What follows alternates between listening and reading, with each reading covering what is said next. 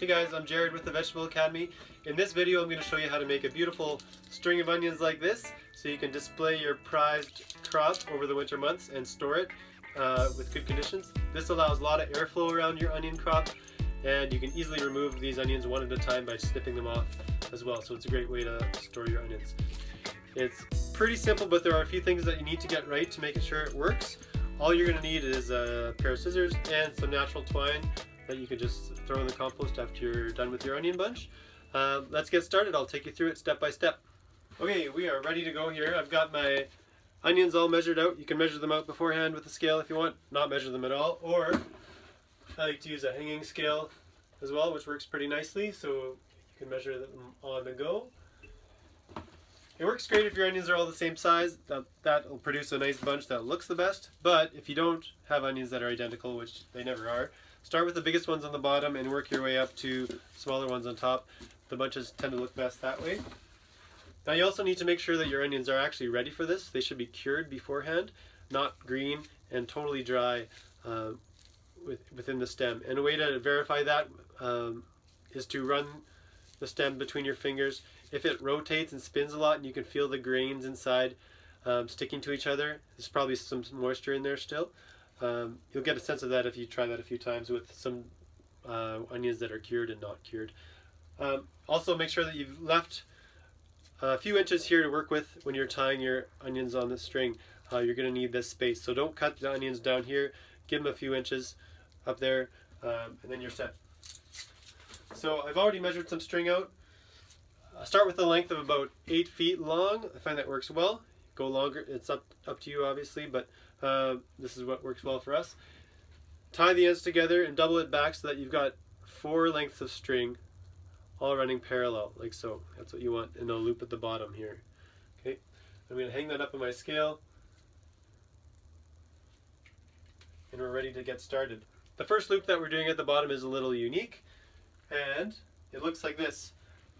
Make a loop, put your fingers between it, fold it upwards, and then you can see I've created an anchor there where I can slide my thumb through.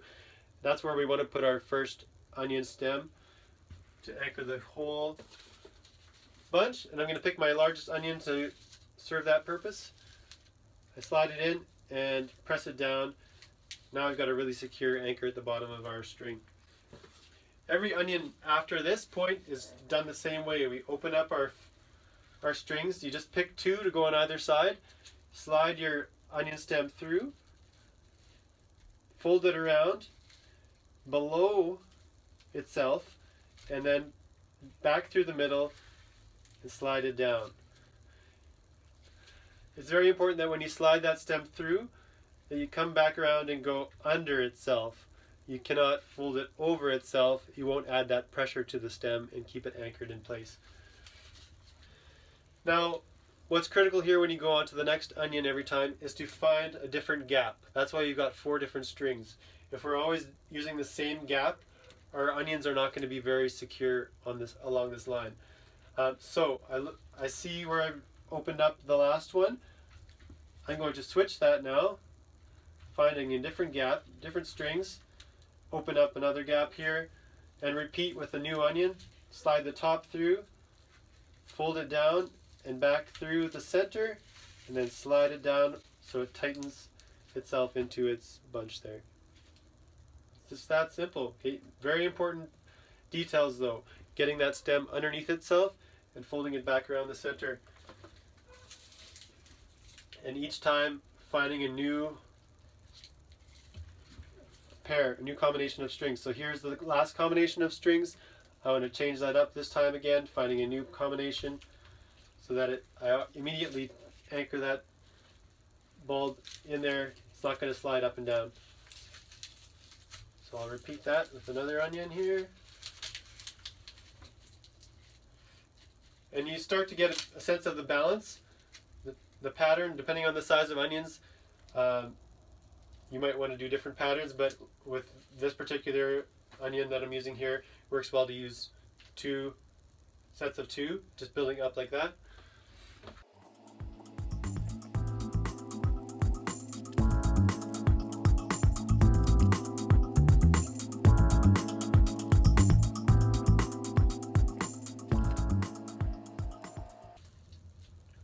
there you can see the balance is coming together nicely.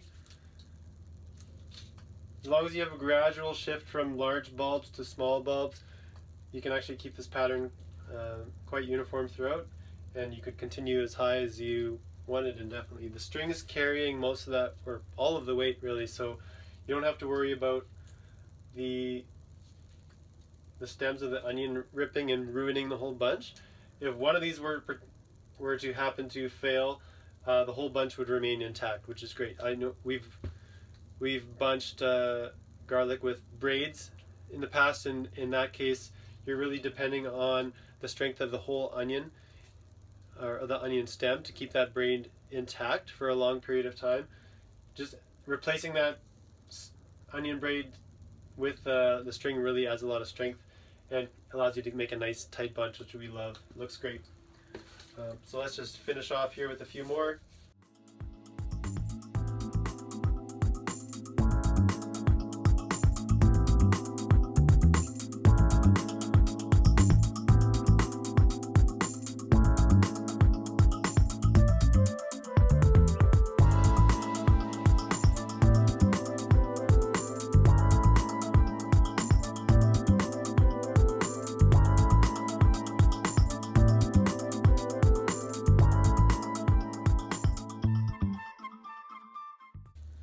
There, happy with that. Now what makes this technique work so well to anchor these onions without any knots is the pressure of each onion close together.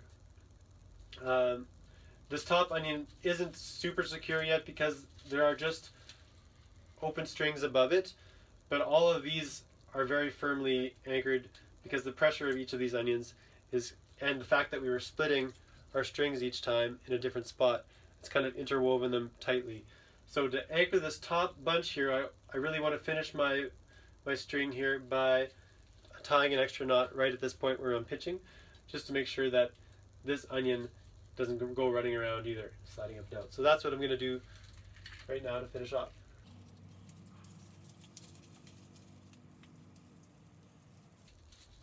I want to get this knot as close as I can to the top, like so. So there you have it. There's a nice finished bunch of onions on a string.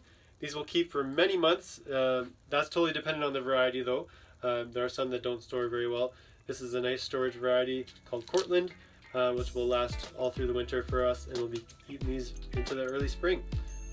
So that's how to string onions for winter storage. I hope you found this useful. We certainly enjoy using this technique. If you have any questions, you can connect with me in our online classroom. I will post this video there as well, along with a few more details about this technique and what you need to do. That's all. Have a great day. See ya.